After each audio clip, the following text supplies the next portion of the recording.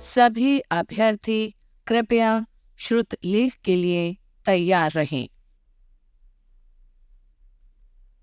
इसमें संदेह नहीं कि भारत सरकार के संरक्षण में अगले कुछ वर्षों में यह संख्या अवश्य और भी ज़्यादा हो जाएगी।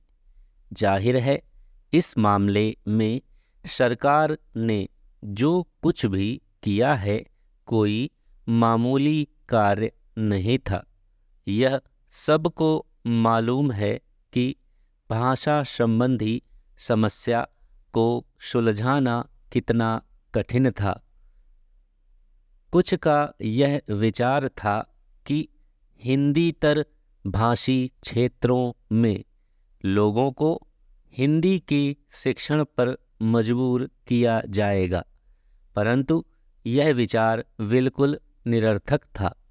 यह दृष्टिकोण केवल उन लोगों का था जो हिंदी को नुकसान पहुंचाना चाहते थे।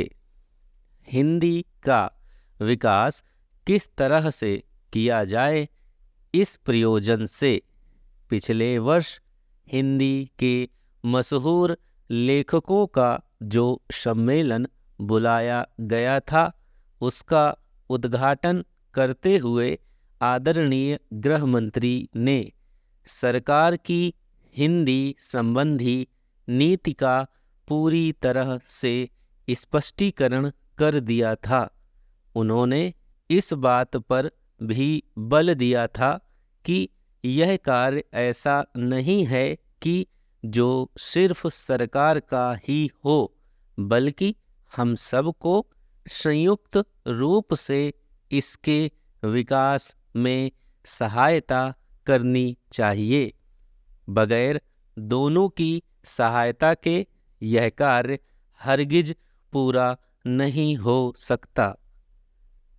फिलहाल हिंदी को जो आदर का स्थान प्राप्त है वह ही काफ़ी नहीं है।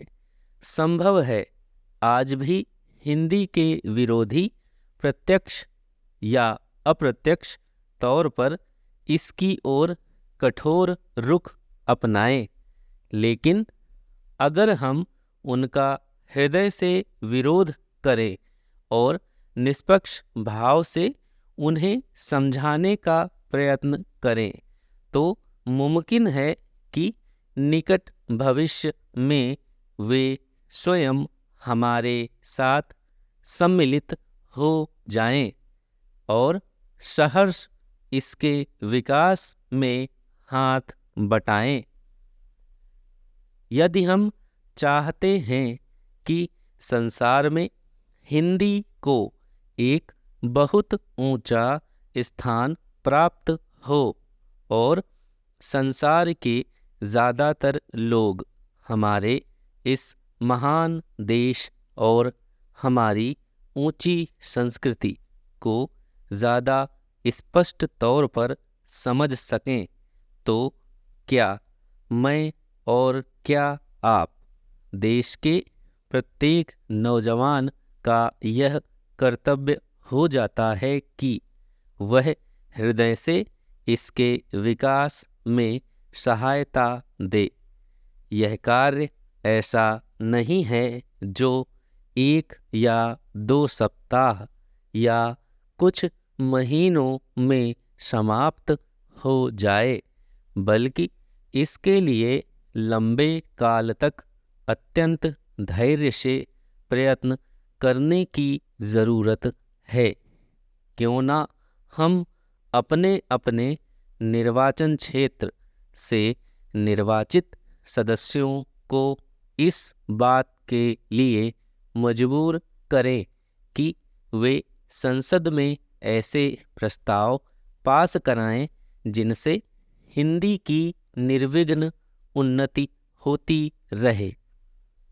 इस देश के लोग हमेशा अपनी समस्याओं को सुलझाने में समर्थ थे, परंतु आज अपनी छोटी छोटी समस्याओं को हल करने में हम असमर्थ क्यों हैं?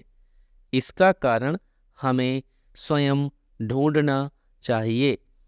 किसी जमाने में असम की समस्या विकट थी, लेकिन समय के साथ उसमें परिवर्तन आया है। हमें आशा है उसको सुलझाने में अब हम असफल नहीं होंगे। असमानता की खाई को पाटकर समानता लाना आवश्यक है, तभी वहाँ की अस्थिरता को हम दूर कर सकेंगे। अनैतिकता से कभी भी समाज को न्याय नहीं मिल सकता। नैतिकता एक अमूल्य निधि है, जिसका विकास करने से ही लोग अनैतिक कार्यों से बच सकते हैं। स्टॉप। हिंदी शॉर्ट हैंड की बेहतरीन तैयारी के लिए चैनल को सब्सक्राइब ज़रूर करें।